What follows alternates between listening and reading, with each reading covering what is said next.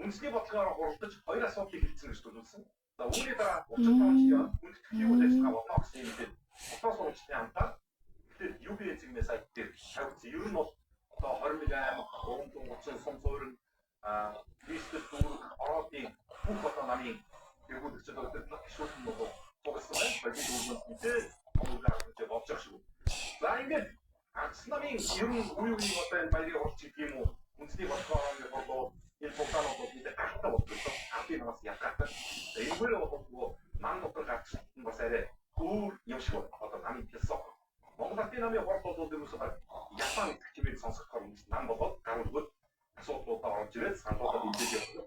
Анчаас нам том батарах зэрэглэхгүй бүгдсэндөө асуудал бас нэг юм төсвөлттэй байдаг гэрээ Австрийн мэдээж онцгой болсон. Бага бахгүй Монголын Австрийн сүүлийн Австрийн нийгмийн 35 жилийн үйл ажиллагаа бол Австрийн хүчтэй шууд хамаарч ойлгосон.